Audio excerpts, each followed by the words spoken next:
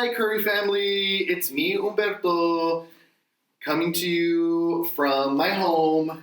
Welcome to the first video of the Tenderloin Houseplant Club.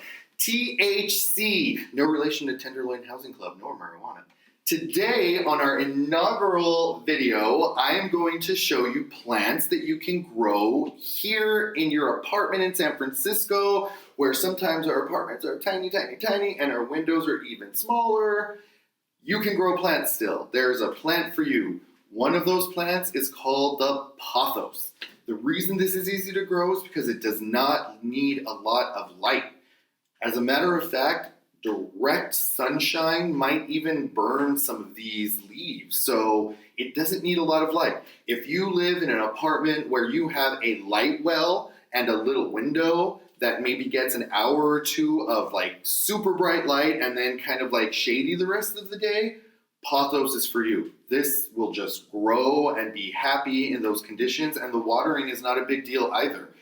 They actually enjoy drying out before they get watered again. So you can actually let these go until they're completely dry and then water them until they're completely wet. Don't let them sit in water, but water them until all of the soil is completely saturated, and then you just sit back and enjoy them until they're dry again. And then the cycle continues, and they will thrive for you that way. Certain pothos do better in darker conditions, and certain ones do better in kind of brighter conditions. The first one I want to show you is one that will do well anywhere. Actually, it's two. I have two in this one pot right here. So this contains the jade pothos, and it contains the golden pothos. The jade pothos, you almost can't tell the difference between the two, but the jade pothos is completely green, this deep, beautiful jade green, and it's just lovely and beautiful. The golden pothos actually has these splashes, I don't know if you can see, has these splashes of gold. This leaf has a little better view of that goldenness. See how it's kind of like splashed with yellow? Let's find another one. So these are really easy to maintain in kind of like a dark corner, not dark, but like a corner that maybe doesn't necessarily receive bright light from a window, that's probably a couple of feet away from a window, maybe where the light well is located at. They also do it well under fluorescent lights, to be honest with you. I actually used to have this particular plant downstairs at Curry and was doing quite well under all of the fluorescents we have in our office. Another variety that I wanted to show you is the Marble Queen. So the Marble Queen is a newer variety that is just spectacular. Look at these leaves right here, splashed with white. Literally looks like a marble. So beautiful to look at. They start off a little green at first, but once they get adjusted to the light, do you see the older ones are now that beautiful splashed with white? Oh, so adorable, so beautiful. Same requirements of water. However, the Marble Queen is going to need a little bit more light because the white will fade back to green if you don't have it in enough light.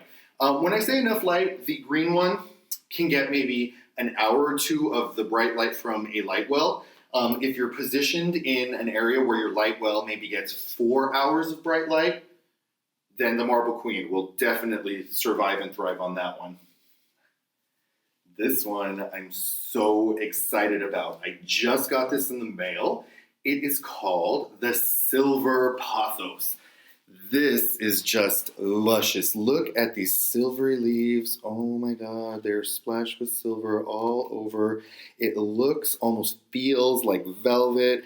Oh my God, I love this plant so much. So cute. I'm so excited. What I've read and what people have told me is that it is just like any other pothos, and as a matter of fact, is even more forgiving of being able to dry out. Does not like to be super wet because it will get rut, I hear.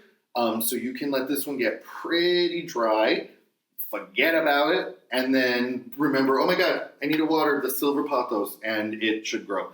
I will give you an update in a few months to show you how much this has grown, so take a good mental picture or come back to this video. So adorable. Now the last one is one of my favorites. It's in the hanging basket. I have to go grab it. So this one is called Pothos and Joy. POTHOSN'Joy. Pothos and Joy. It is so cute. It's a miniature leaf. The leaves don't get any bigger than this. So cute. They're splashed with white. Let me show you a Marble Queen so you can see the difference. Marble Queen has much larger leaves and much smaller leaves, and the variegation or the streaks of white seem to be more prominent on this one. This is more splashes or blotches of white. So cute. Oh my god, this is so cute. And this one actually doesn't like a lot of sun, actually. I had this one closer to my window, and the leaves actually, I don't know if you can see, started burning a little bit. You can't really see. It burnt the crispiness into this leaf right here, and I thought, oh my goodness, no. So I moved it about 6 feet away from the window, and it hangs, and it seems to really enjoy it. And it's totally looking adorable. So that is Pothos. There's a whole bunch of them out there. They're much more rare, harder to get. These are much easier to get. This one, I did order it, but that's because I can't go anywhere. I'm stuck in the house like everybody else. And it was not expensive. This was about $6.95 plus shipping and handling. The great part about these plants, though, they're some of the easiest to share or propagate. Propagating is when you take a piece off, you cut it at a certain point, and you can put it in water. You can even put it back into the pot you got it from. Keep it moist, and it will root. You can root them in water, like so adorable. But that's going to be on the next video. We're going to learn how to root these little guys on the next video. So please enjoy Pothos, grow them, and I will see you for propagation of these guys, okay? Have a good one.